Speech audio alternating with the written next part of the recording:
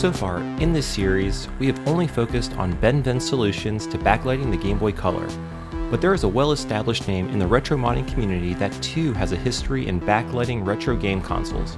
That name is McWill. McWill has a history with both the Sega Game Gear and the Atari Lynx, but now he brings his skills and knowledge to the Nintendo Game Boy Color, and the results are simply fantastic. With that, welcome to part 4 of this series, where we take a closer look at the McWill backlight solution for the Game Boy Color.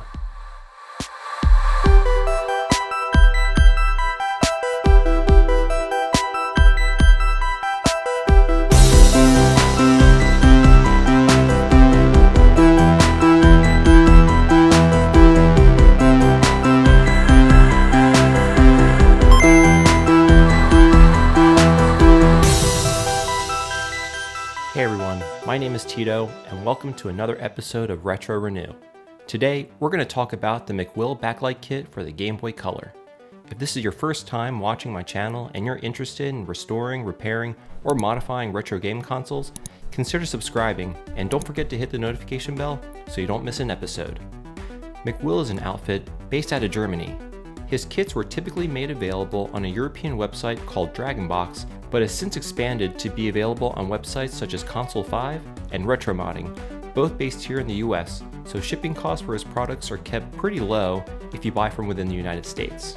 My first memory of McWill products goes back several years for a solution to replacing the dated and fairly washed out Sega Game Gear LCD display.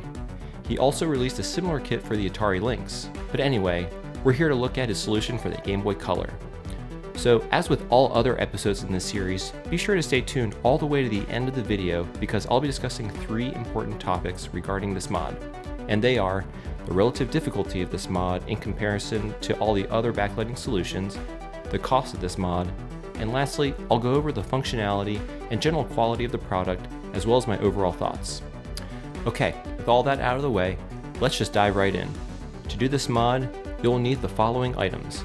Please feel free to pause the screen so you can take note of them.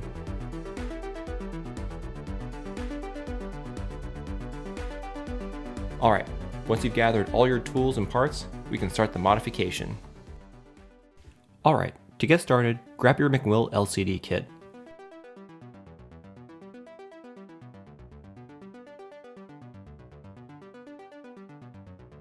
Here are the remaining components I'll be using for this mod.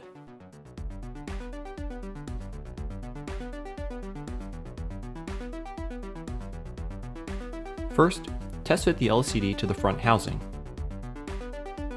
You'll notice the PCB is specially shaped to align itself in the Game Boy Color shell. This awesome feature means that the LCD will be aligned correctly without the need for a separate bracket. Some minor trimming is needed, however, to get the PCB to fit. We will need to remove the plastic highlighted in green. To do this, use a sharp blade, such as a craft knife. Mark the area around the PCB that you'll need to cut. Remove the McWill kit and begin cutting. And of course, be sure to use eye protection.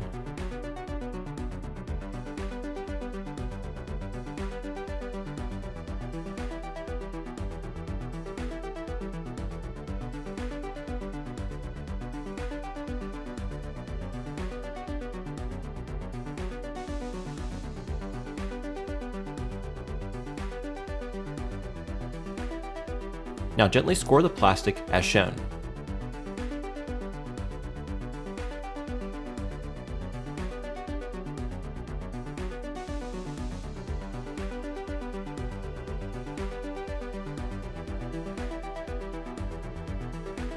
With a pair of pliers, you should be able to easily remove the plastic piece.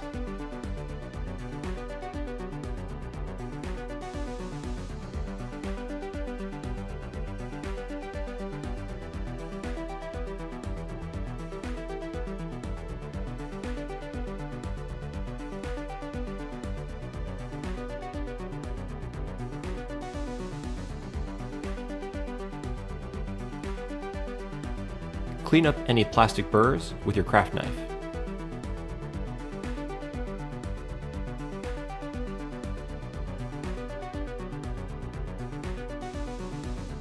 Let's clear our workstation real quick.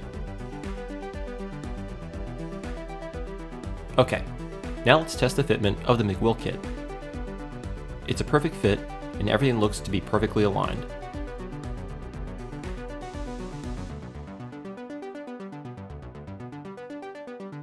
Notice how the PCB is perfectly designed to self-align itself. This is such a great feature. Now place all the various buttons, membranes, and pieces into place in the front housing.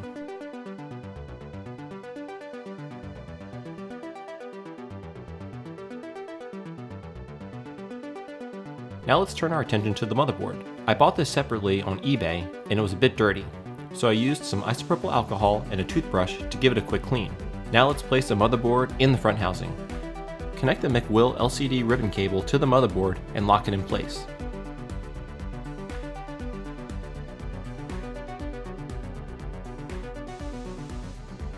Because I bought a 1.0 version of this mod, I will need to install a separate oscillator chip shown here.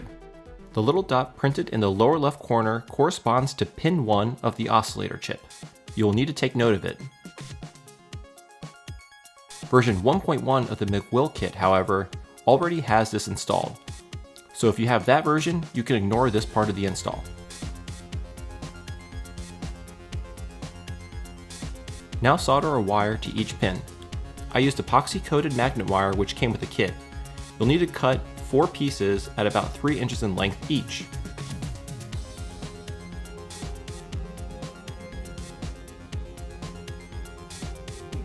Next, we will need to solder the wires from both pin 1 and pin 4 to the upper pad of capacitor C28 indicated by the red arrow.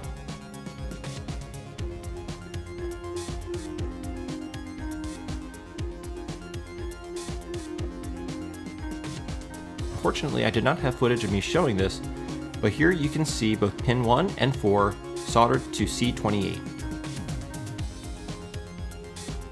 Next, we need to solder pin 2 to ground. I made a large solder blob on the ground pad in the upper left corner of the motherboard.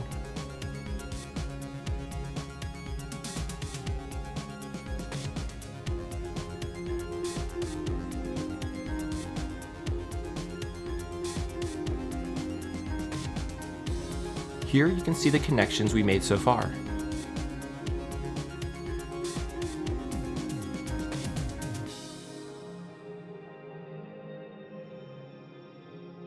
If you're finding this video helpful, don't forget to like and subscribe. It'll really help me out.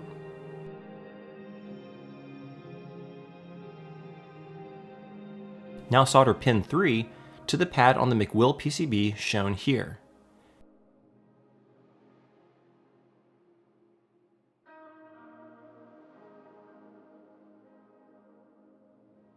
Before moving further, let's be sure to peel off the protective film on the LCD screen.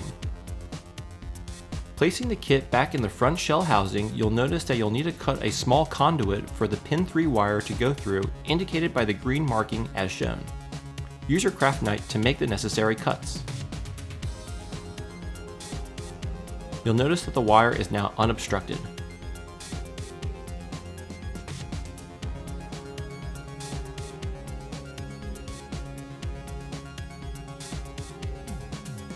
In order to properly insulate the oscillator chip from the motherboard, I put a few pieces of Kapton tape together to form a square shape. I placed a large square piece of Kapton tape under the oscillator where I wanted to mount it to. I then pressed the wires and the oscillator into place before securing it with another piece of Kapton tape.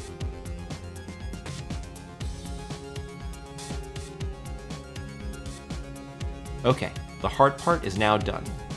Now, let's secure the motherboard to the front shell housing using the 3 Phillips screws.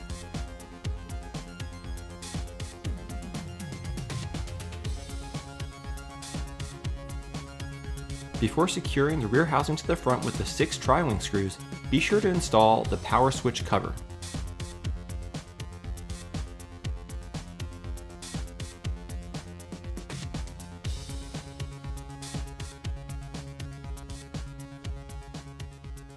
Let's give it a quick test. Awesome.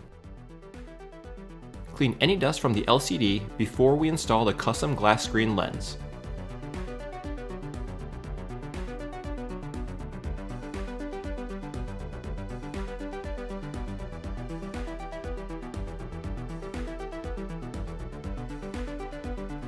Wow, these results look fantastic.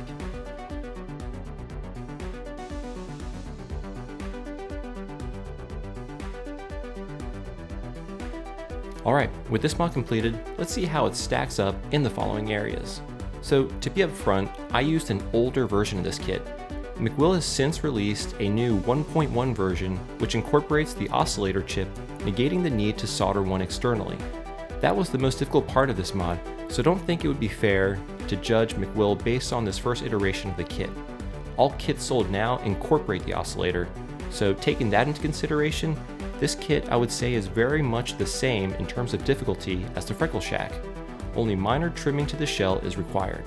Now, talking about cost, McWill products have always been fairly pricey.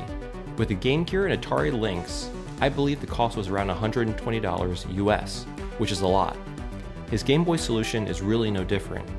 As of the time of this video, his 1.1 version of the kit is roughly $75 on both retro modding and Console 5.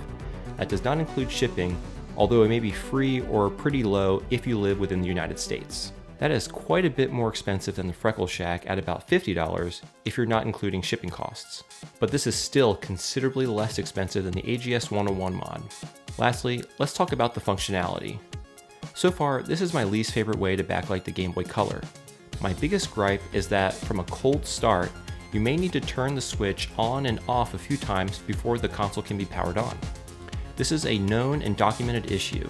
I've actually reached out to McWill via email, and he explained that installing one of his Game Boy Color recharging kits could alleviate this problem. This issue is apparently caused by some capacitors needing to be charged prior to being able to turn on the console. I'm planning to make a video on his Game Boy Color recharging kit in the near future. Let me know if that's something you would be interested in the comments below. Anyway, this is a minor issue, but somehow it makes the end result feel fairly unrefined. On the bright side, however, this kit has some pretty cool unique features. For instance, the shape of the PCB makes this unit self-centering, without the need of a separate bracket, which is the case of the Freckle Shack. Also, this is the only kit that allows the user to install a VGA out port so you can play this on a television screen. I may do a video on that in the future as well, showcasing that functionality. Let me know if that's something you'd be interested in the comments below as well. So, this concludes part 4 of this series. Let me know which mod you like the most so far in the comment section. And also, be sure to hit that subscribe button and notification bell so you don't miss the conclusion of this series where we go over our last Game Boy Color backlight mod from a company based right here in the United States called Midwest Embedded. I think you're going to like it. Until next time.